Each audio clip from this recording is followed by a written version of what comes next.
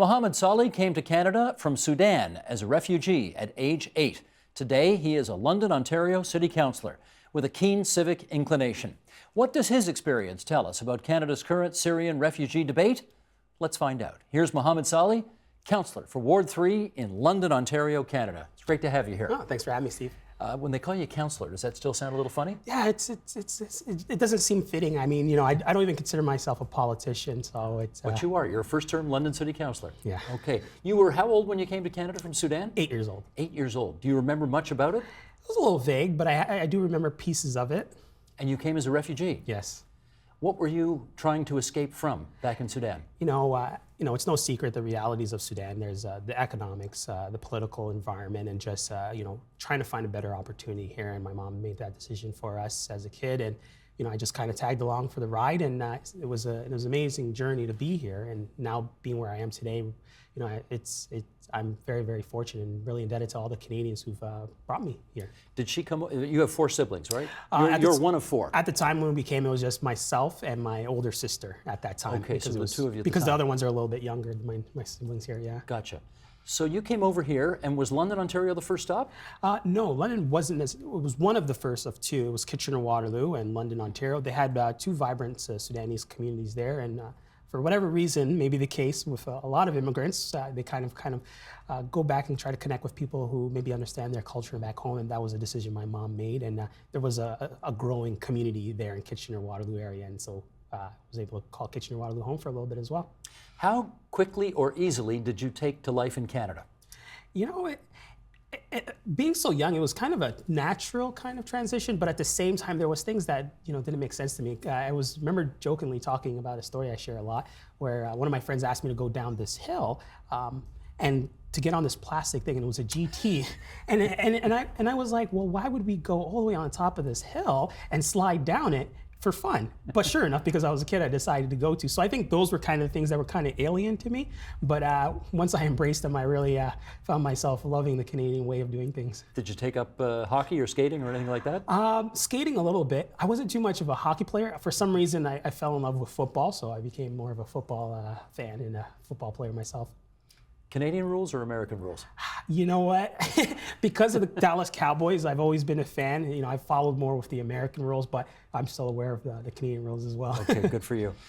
We obviously wanted to talk to you today because there are thousands of Syrian refugees who, many of whom I suspect are going to be going through the same thing in the days and months ahead as you went through when you were 8 years old, which is more than 2 decades ago. What advice would you give them?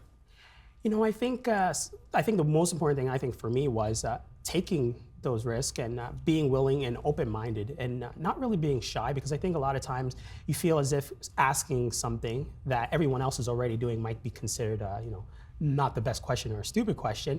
So I think really breaking out of that shell, because I think a lot of people will be a little bit hesitant to want to do things, and without necessarily being willing to take those kind of risks and do different things, you're really going to be stagnant. So I think it's important to just try everything and enjoy this country and really give it a full opportunity. The country likes to think of itself as being a very welcoming place for new people. Is it? Overall, yes. I think so. Now, when you say overall, that leads me to believe that, okay, but, right? Yeah, and of course there's always going to be a but, because I think with every country, I think Canada definitely is one of the greatest countries, if not the greatest country, that welcomes everyone. I mean, I'm a product of that Canadian generosity. If it wasn't for Canadians opening their doors, I wouldn't be here as a city councillor. So I think, but the realities are, there's always going to be those people who have their reservations. There's always going to be those people who have their very, very strong perspective. And I always find it that there might be 5 people in a crowd of 1,000 people, but if those 5 people start making some noise, everybody else is looking, because they really draw a lot of attention, because they stand out, because they're not the norm and they're not the reflective of the majority of Canadians. Mo, did you have problems in Canada when you first came here because of the color of your skin? Yes, unfortunately, I had some experiences myself growing up. And I guess, again, if you were going to give Syrian refugees who may encounter similar moments of discrimination based on how you handle things, what would you tell them? I think it's, it's hard to say not to try to take it personally, but I think also at the same time, be strong and educate people, because sometimes I remember some of my experiences as a child, because I'd have to fast because it was Ramadan, because I'm Muslim, and my friends would be at school saying, well, why aren't you eating in your face, and kind of teasing you and things like that.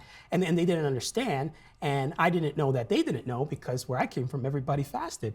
So it was a matter of educating my friends, and then sure enough, some of my friends started to fast because they wanted to give it a try as well, and explaining to them why I'm doing this.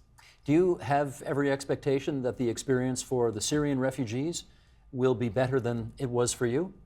I think in today's world, there's probably a lot more resources and a lot more education, and a lot more people who've been here for longer time who have those experiences, who've kind of been, if you will, the first or second or third wave of folks who've already come here, who are able to give people advice and to give people a few pointers as well. And I think just with communication, nowadays you're able to maybe reach out to people, because in the past you could really find yourself isolated, but now with all the networks, whether it's apps, I heard of an app that helps Syrian refugees, and I heard of even hotline phones where they can call, but in my time that wasn't necessarily the case.